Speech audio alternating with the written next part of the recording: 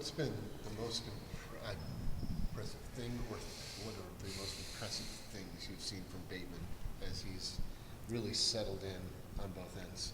I think the thing for Bateman is he's an everyday guy, so he has tremendous toughness, resiliency, work habits, and those show up for him. And so even though the first, game or couple exhibitions and things don't go exactly how he'd like it to go, he's the first guy in the gym the next day, getting up game speed shots, attacking downhill.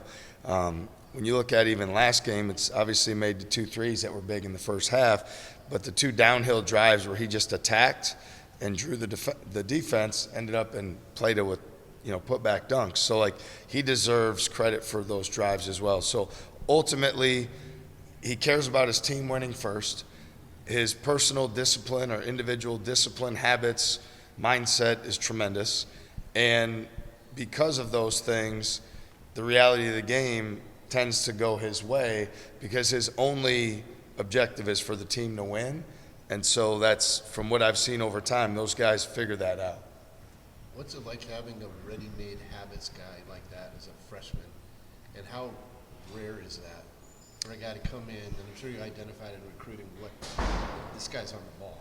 Yeah, Bateman is extremely rare in terms of at 18 years old having all those habits. He's had so many great people in his family, coaches he's played for, mentors that he's had that have held him accountable to a standard in everything that he's done. And so the only way he knows to do things is hold himself to a higher standard than what anyone else would hold him to. So to have that all in place when you come in as a freshman is very unique. And we knew as we recruited him that he stood out. He was an outlier. And that's why it made it so imperative that we get him on our team. And we prioritized him so much because the things that he's elite at are the things that we value at the highest level. Brought in 4 new high school players yesterday on signing day. How excited are you to welcome them to your program? Yeah, excited. I mean, all 4 guys, bring things to the table that we feel like can have an immediate impact on our program. I think, everybody talks about, transfer portal, and that's, again, something that we'll continue to factor in. Our program is always going to be about development. It's going to be about getting high school guys that we believe in that can contribute right away and continue to get better and have pride in our program. If there's anything those guys should look at is our game the other night when we have 3 freshmen playing meaningful minutes, all impacting winning significantly, right away in their 3rd college game. But for those guys to do that, it's like we just talked about Bateman. It's the work that you do ahead of time, the work you do in preparation. So it's great that we got them, and now it's important that they continue to take advantage of every day to prepare themselves for the opportunity that's coming because, we don't bring guys into this program to say what you might do someday down the road. We're looking for that impact right away. Individually, what does each player bring to your thoughts? Yeah, I'd say with Wiggins, a guard who can really, shoot the ball, score the ball, make plays. His decision-making, playmaking is vastly improved. He's a multiple position defender, high IQ habits guy. With Yusuf Gray, he's kind of like that pit bull on the ball defender, gets into the paint, gets downhill, slashes. For a guard, is a tremendous rebounder, a guy that does physical things and has a strong will. With Jackson, he's a warrior, extremely physical, hard playing, but yet skilled, can pass, make reads, takes tremendous pride in his team winning and success. And then with Dorian, a guy with defensive versatility and offensive versatility, someone at 6'10" that can make plays and can also be a defensive playmaker. So all 4 guys bring, tremendous value to the table. And I think the challenge now as I communicate with them and our coaching staff does is every day you've got to work and prepare yourself for this opportunity. They all have seasons in front of them, but you've got to take advantage of every single day that you have. You mentioned Wiggins is a habits guy. How much of that is something you look for in a high school recruit, or is that something you think you can maybe teach some of those guys along the way? Yeah, it's absolutely something that you look for because the guys that come in with the habits ingrained, it becomes just about the basketball. The guys that need to develop those habits, we're willing to do that, and we feel like our program, that takes care of itself within our program. It just delays your ability to impact winning. And so With Wiggins, obviously he's won a state championship already as a junior. Going to set out to do that again this year. A guy that, again, has been held to an extremely high standard with everything that he's done. Somebody that holds himself to a higher standard than even what his coaches can, and those guys find a way to carve out a niche, to make things go their way, to impact winning, and got tremendous confidence in Christian's ability to do that. What makes Blake Buchanan unique from some of those past centers you've had? Blake is, on the defensive end, he reads plays quickly, very high IQ in reading plays, and he has the reaction time and speed to make the plays defensively. He has ability to switch and go on the guards and defend them. He has tremendous rotational ability. Just his movement, how he navigates things is elite.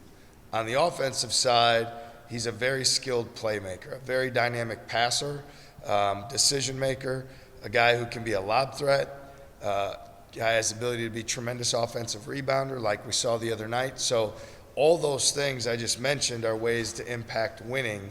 And Blake, the other night, the game that he played was one of the better games we've seen from a five-man in our program since we've been here in terms of all the ways that he impacted winning. And I'd say that, and Blake still has room for growth and development. And when we brought him here, we had tremendous confidence and belief in what he could be. And what we saw the other night was an example of that. Now it's the consistency. That's what it needs to be every single night, because the first few games he was plagued with some fouls because he wasn't quite as aggressive defensively. On Monday, he was extremely aggressive defensively, which always put him in the advantage. And then he was aggressive offensively as well. So those things go hand in hand. What's the value for you guys when Taman can be as aggressive and productive offensively as he was Monday?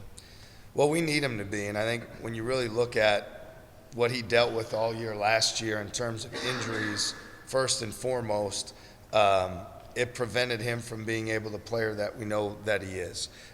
He's a guy that if teams in pick and roll coverage are going to play drop or are going to do something that allows him to get into the paint, we're going to demand that he does the same job he did the other night and be relentless living in that paint and then make the play that comes. And a lot of times it's going to be him scoring the basketball or him getting to the rim or him getting to the foul line.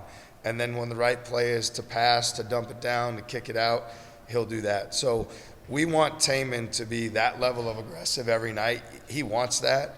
He works for that. He's earned that. And now that he's totally healthy and can move and make all the plays that he wants to, I think we see how great he really is at that. And so I'm excited for him each opportunity out to keep proving it. What's the downstream effect? I mean, I imagine like you probably won't see drop immediately because teams know that he can do that. Yeah, I mean, look, there's really probably 8 different ways you can play the ball screen, and at the end of the day, you either probably play it more aggressive, more passive, or you switch it. And if you play it more aggressive, we have tremendous confidence in Blake and Joshua's ability if we play them on short rolls and pockets that they can make decisions. If you play it more passive, we have tremendous confidence not only in Taman but also in Nelson and Killian and guys to get downhill. And if you're to switch it, now we feel like we have all the advantages and the offensive rebounding advantage. So, look, no matter what a team throws out there, we work hard every day to prepare for different coverage plans, and we know that teams are going to try to be disruptive just like what we try to do. So we just got to be ready that whatever's in front of us that night, that we have tremendous focus, intent to attack and give ourselves an advantage. I think you talked about this a little bit Monday night, but to score 96 points and make just 5 3-pointers, what does that say about your guys' ability to play efficient offense and not depend on the 3-point shot? Yeah, I mean, I think for all teams, you want to find ways to win when you're not shooting the ball particularly well or didn't have a great shooting night. And to me, that starts with turning people over and scoring in transition first and foremost. It's always going to be transition, attack the paint and the rim. And then certainly running effective offense, continuing to get in the paint is part of that. And then the offensive rebounding is a huge part of it as well. And the last 2 games, as we've done better in that department, you've seen our scoring go up. So anybody that ever looks at our team and everybody, wants to talk about like, oh, we're a defensive program and that's partly because we want to get out and transition on offense and we want to score more. The best way to do that is advantage situation, 4-on-2, 5-on-3, 2-on-1, those type of situations. You're at a tremendous advantage. So we want to create that advantage in transition as often as possible. So there's going to be nights that we shoot the ball great. And that's awesome, and we want to be successful on those nights. And we also want to build a winning formula for our team and our program that says, and if we're not shooting well, we still can play great and, be efficient by attacking the paint, foul line, offensive rebounds, scoring at the rim. Chris Jan said that he felt like your freshmen are ahead of schedule. Have you felt that at any point this season so far? Well, I mean, whether they're ahead of schedule or they stepped up when we needed them to on Monday, I guess that's up for interpretation. What I'd say is, in terms of all three guys, they do a lot of things to impact winning. Obviously, my confidence in Killian shows by the fact that we start him day one as a freshman is the greatest testament to the trust and belief I have in him. Bateman's continued his climb and ascension, and even in practice, his confidence is taking a big step forward. Again, it's a byproduct of his work. And then with Plata having his best performance in that game is tremendous because we've been on him about pick and roll defense, offensive rebounding. He was tremendous in both areas. So I wouldn't necessarily even say ahead or behind. We didn't recruit those guys to come in here and play their junior year. We recruited those guys to come in here and help us win their freshman year. And we were fortunate that they all stepped up and did a great job in helping us do that. How would you describe the synergy between Joshua and Blake and what makes them such an effective front court seven? They both are terrific passers and take tremendous pride in getting an assist. And there's nothing better than those guys taking care of one another and getting each other easy baskets. And so whether it's Joshua in transition and Blake rim running and getting the dunk, whether it's a two-man game that they have and on the empty side and Joshua hits Blake on the pocket and he gets the and one, whether it's we're in our 5-out offense and Blake's able to get Joshua on a quick post-up or a cut, those guys have a lot of confidence in one another and they work for that every single day. And I give them both a lot of credit because the chemistry and synergy that they're continuing to develop with one another is really, really good. You've talked about the passing of your big men. How much is that something that you guys enjoy being able to execute with every night? Yeah, I mean, we'll see. Hopefully it is every night that it goes great for us. Those guys have to be very tough with the basketball, great intent, understanding to the game. But their skill level at their size is terrific, and so that's something that we definitely need to lean into and put the ball in their hands. It gives us the feeling of like we already start with 2 point guards out there when you feel like you have a third point guard out there because you can make decisions, out of your front court even more valuable, even more ability to, to get back cuts and paint points and 45 cuts and interior passes. So pleased with the job they did the other night, but again, we're going to continue to need to do that every single night. We haven't arrived in that category. It's something we've got to have great intent and focus every day. On Monday, what were the factors that led to Milan maybe staying a little bit less minutes out there than we're used to? I would say that at the end of the half, we went on a 26-6 run. Guys on the court were Heisey, Nelson, Bateman, Taman, and Blake.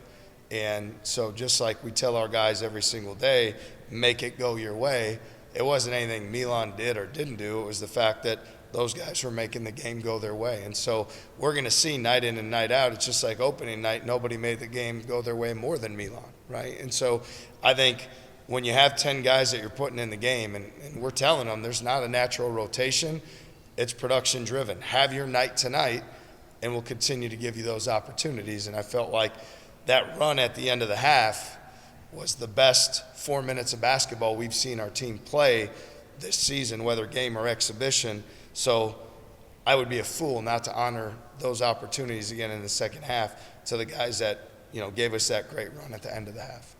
You've done it the other way where you guys are pretty regimented in how you substitute. What's the change, or how does that change your job within a game to be, I guess, more, I don't know what the right word would be, attuned or trying to play those pieces? Yeah, I think most coaches would probably say, much easier job on the head coach during the game when you're going to play 8 guys and you play the 8 guys, right? Because it's pretty much who's not tired, you play. Who's not in foul trouble, you play.